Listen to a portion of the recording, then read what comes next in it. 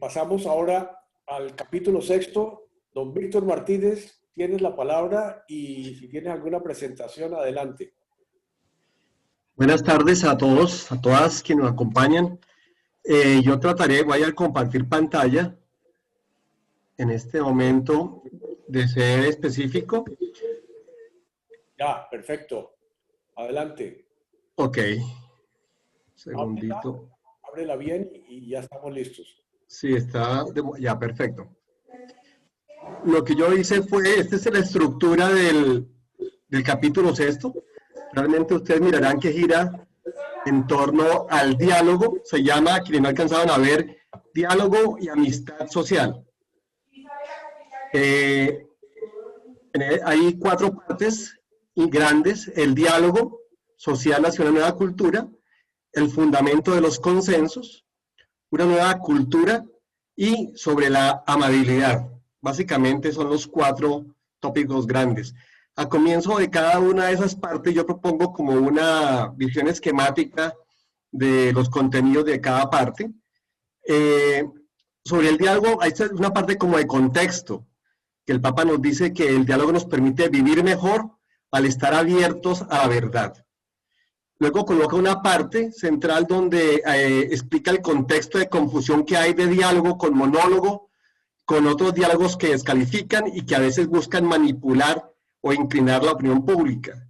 Y por último, habla de la importancia de ese diálogo social porque significa compartir el poder de quienes participan, orientado al bien común, como veníamos hablando.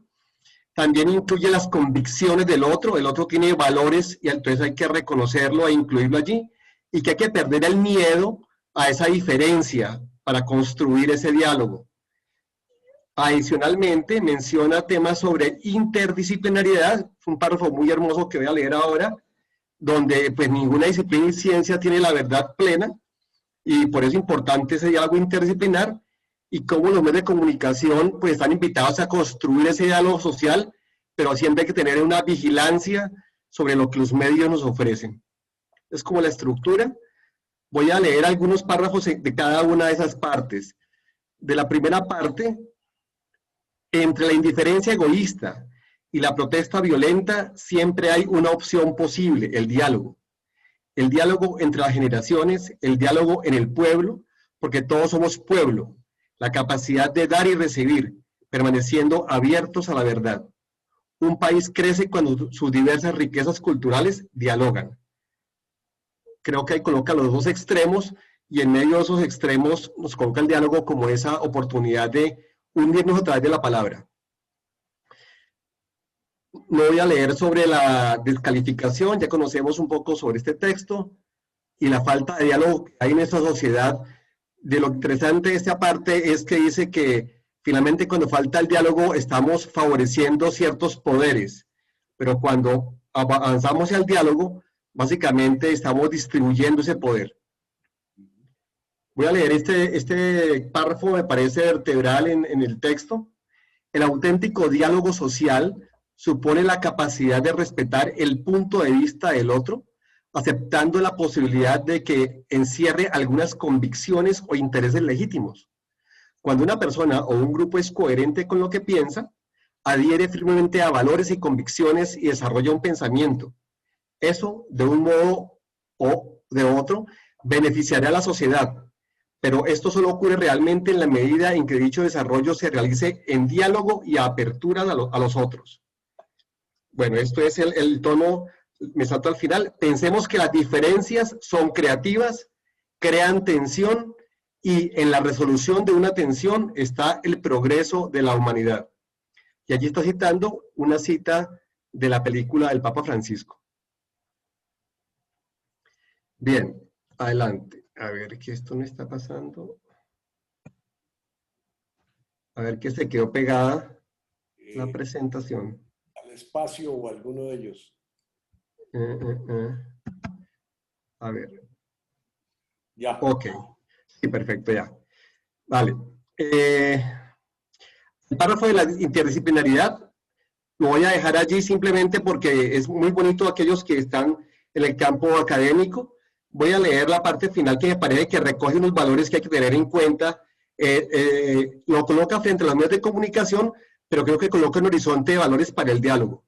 Cuando dice, pero es necesario verificar constantemente que las actuales formas de comunicación nos orienten efectivamente al encuentro generoso, a la búsqueda sincera de la verdad íntegra, al servicio, a la cercanía de los últimos y a la tarea de construir el bien común. Finalmente, ese es el horizonte de valores que debiera asegurar el diálogo, ¿no? Bueno, en la segunda parte, el fundamento de los consensos, primero presenta como un contexto sobre la necesidad de consensos y cuál es el fundamento de los consensos, los riesgos. Obviamente que la parte central aquí de esa fundamentación es la dignidad humana. Esa es la gran verdad que, digamos, debe salvaguardarse.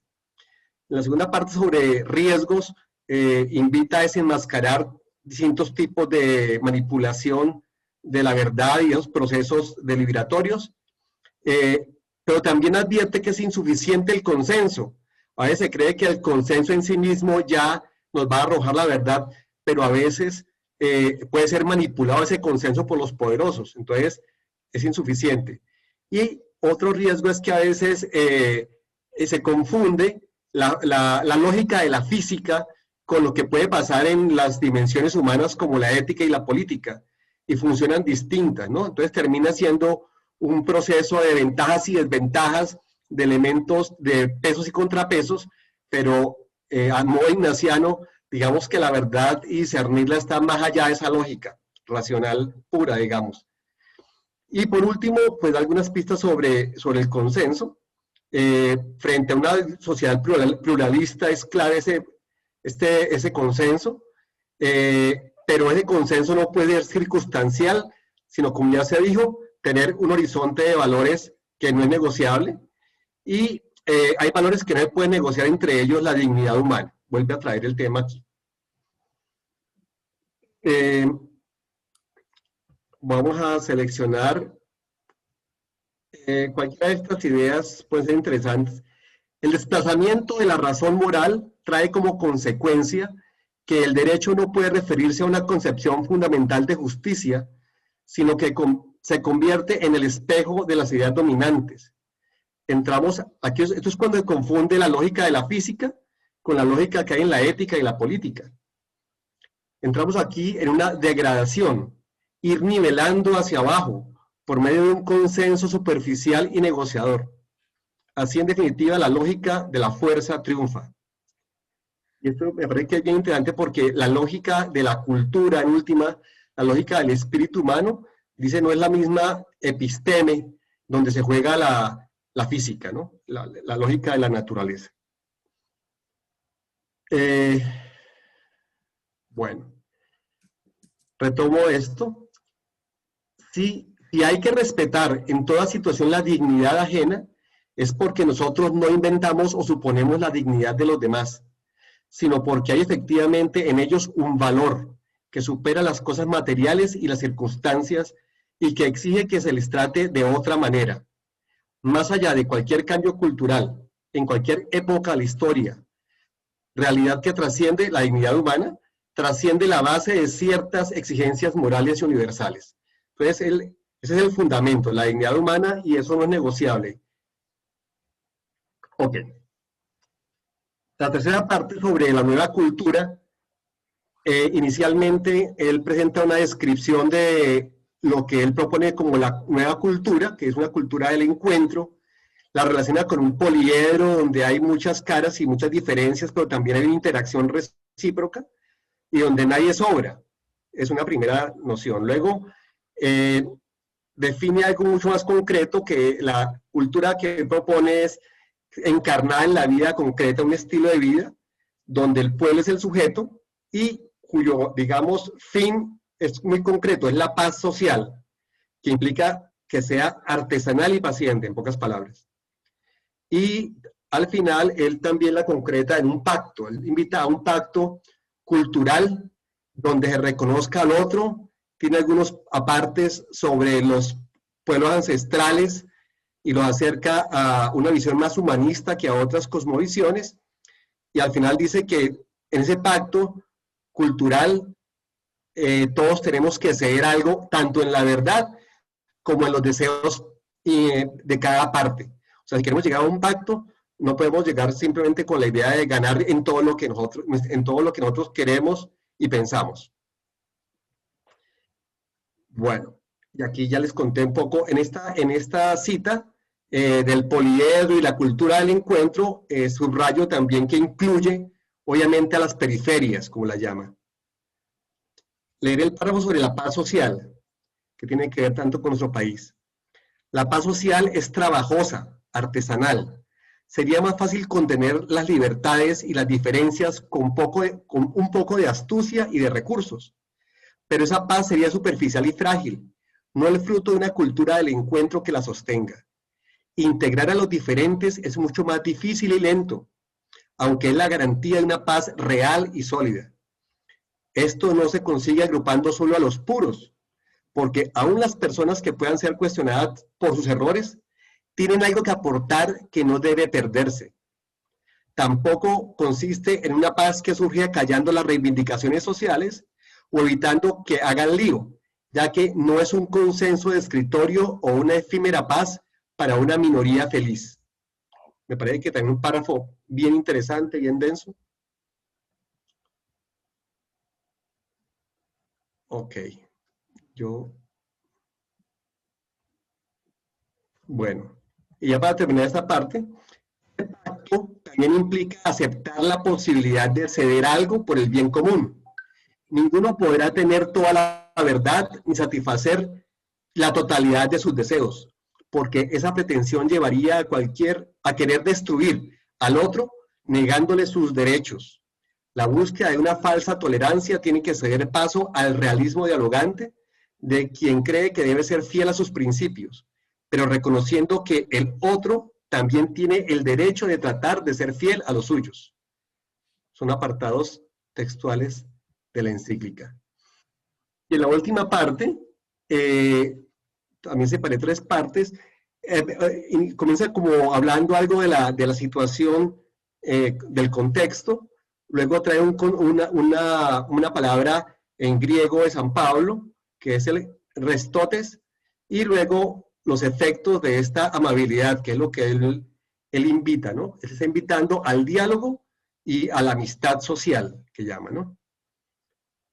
San Pablo mencionaba un fruto del espíritu con la palabra griega restotes, que expresa un estado de ánimo que no es áspero, rudo, duro, sino afable, suave, que sostiene y conforta. La persona que tiene esta cualidad ayuda a los demás a que su existencia sea más soportable, sobre todo cuando cargan con el peso de sus problemas, urgencias y angustias. En el mismo párrafo, luego él coloca algunos ejemplos concretos, ¿no? Algunas formas como la amabilidad en el trato. Esto ya parece más bien educación cívica, ¿no? Un cuidado para no herir con las palabras o gestos, como un intento de aliviar el peso de los demás, implica decir palabras de aliento, que reconfortan, que fortalecen, que consuelan, que estimulan, pero un poco lo que han dicho también ustedes, ¿no? Son cosas concretas, cotidianas en nuestra vida, en vez de palabras que humillan, que entristecen, que irritan, que desprecian. Una cita de Amoris Laetia. Y termino con este párrafo. La amabilidad es una liberación de la crueldad, que a veces penetra las relaciones humanas, de la ansiedad que no nos deja pensar en los demás, de la urgencia distraída que ignora que los otros también tienen derecho a ser felices. Hoy no suele haber ni tiempo ni energía disponibles para detenerse a tratar bien a los demás, a decir permiso, perdón, gracias. Esto ya lo había dicho hace unos años el Papa, ¿no? Este esfuerzo, vivido cada día, es capaz de crear esa convivencia sana que vence las incomprensiones y previene los conflictos. El cultivo de la amabilidad no es un detalle menor ni una actitud superficial o burguesa, puesto que supone valoración y respeto, facilita la búsqueda de consensos y abre caminos donde la exasperación destruye todos los puentes. Aquí yo quería compartirles una anécdota. Hace ya como 10 años participé en la universidad de una consultoría donde después del bloqueo que los azucareros hicieron aquí, que los corteros hicieron aquí a los ingenios de caña, se buscó a la Universidad Javeriana para que trataran de hacer puentes, precisamente puentes, entre las partes y poder tener una convivencia laboral y una estabilidad en el sector azucarero. Y llamó la atención, a mí me llama la atención que cuando comenzaron a acercarse las partes, por un lado estaban los grandes empresarios del sindicato antioqueño, pues de hoy Celsia, sentados a la misma mesa con los que eran los líderes indígenas, por un lado, o los líderes de los consejos comunitarios, y la clave para el diálogo era el respeto tanto a la autoridad del gerente de la empresa, por un lado, pero no menos importante y no menos significativo, el respeto con las autoridades del resguardo. Y ese respeto y esa valoración del otro fue lo que permitió un acercamiento de las partes y realmente poder avanzar en la solución del conflicto, de ese momento pues que estaba construyendo.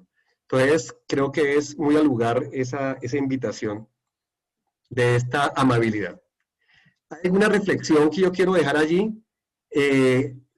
es qué elementos se pueden aplicar de esto al proceso de verdad, justicia y reparación que adelantamos en el país. Se complementa con lo que sigue. ¿Cómo se puede asumir la disposición evangélica expresada en el capítulo 6 a una sociedad donde los valores del evangelio no son compartidos por todos y algunos o muchos pueden sacar ventajas de estas bondades ofrecidas? Y coloco yo un ejemplo. Mi inquietud es hasta dónde somos un poco idealistas, o la propuesta, digamos, finalmente es una propuesta del Papa desde los valores evangélicos. Pero si vamos con esto al campo de lo público, como se insinuaba antes, se podrá tomar tal cual o de pronto podríamos ser ingenuos. Coloco dos ejemplos. Cuando habla de los indígenas, y obviamente valora lo positivo de los indígenas en sus cosmovisiones, pues aquí no se menciona también que algunos indígenas son muy marrulleros y que en algunas ocasiones no van con la verdad de frente, sino que tienen otros intereses y tienen otras relaciones y tienen otras cuestiones que obviamente, entre comillas, no son tan asociadas a lo que se espera de unas personas que están hablando de valores evangélicos. Obviamente se podría justificar con muchas cuestiones históricas malas experiencias que han tenido en negociaciones o lo que fuera. Pero, digamos, a veces creo que, por ejemplo, otro ejemplo, el diálogo. Cuando se habla del diálogo y de un diálogo tan hermoso y tan bonito y tan necesario, a veces podemos pecar de ingenuos si desconocemos que a la hora de verdad, en el diálogo social, hay muchos intereses que no son manifiestos y que están allí porque en cualquier momento pues me salgo del diálogo y sigo con mi ventaja. Ya lo decía pues en el ejercicio del Papa, finalmente el diálogo es una distribución de poder y mucha gente no quiere distribuir ese poder. Entonces, un poco la reflexión que dejo aquí es, ¿qué se necesitaría para que un poco estas inspiraciones que nos ofrece puedan realmente tener una aplicabilidad en la sociedad real que vivimos? Gracias, Víctor. Muchísimas gracias, muy amable, excelente presentación. Tenemos, yo creo que unos 7, 8 minutos de comentarios. Les pido que los comentarios sean lo más breves posibles para que podamos intercambiar y seguir en unos 7 minutos al próximo capítulo. Levantó la mano Humberto Sánchez. Adelante, Humberto. Gracias primero a todos, pues, y a Víctor por la presentación y al Papa por semejante documento tan bueno y tan condensado de una materia que realmente tenemos que aprender. Puede que teóricamente digamos muchas cosas, pero en la práctica es difícil. El diálogo supone, ante todo, un respeto por el otro, porque no se trata de hablar, sino de escuchar al otro y creer que lo que el otro puede aportar vale. Pero si uno parte de que el otro no vale, pues no puede haber diálogo. Y yo creo que lo que más daño nos ha hecho a nosotros es esa manejo de la democracia en el cual la votación y la mayoría tienen la razón. Entonces, no es que se haga un diálogo, sino que se vota y la mayoría tiene la razón. Yo siempre he dicho que si se hubiera votado que la Tierra era plana en el siglo XIV, entonces la Tierra sería plana porque todos estaban de acuerdo con que era plana. Entonces, el hecho de que la mayoría gane algo no quiere decir que tenga la razón. Entonces, de allí a cuando uno trata en la empresa, la manera que trato de manejarla por consensos, cada que se llega a un debate, la gente le tiene miedo al debate. ¿Por qué? Porque dice debatir es pelear. Y no, debatir es coger una idea y poder escucharse todas las partes. Entonces, ese llegar a consensos en la empresa y siempre tratan de que, bueno, entonces votemos. No, no se trata de votemos. Llegar a un consenso es que todos queramos hacer lo mismo. Y mientras todos no queramos y estemos en la misma disposición, no hemos llegado a un consenso. No es cuestión de mayorías, porque la mayoría quiere una cosa y la otra la otra. Entonces no hay consenso. Consenso es que todos queramos lo mismo y a eso hay que dedicarle tiempo y trabajo. Gracias. Excelente, Humberto, excelente anotación. ¿Algún otro comentario de este capítulo? No veo ninguna mano levantada. Vamos a ver los tímidos. William, adelante William. William Mejía.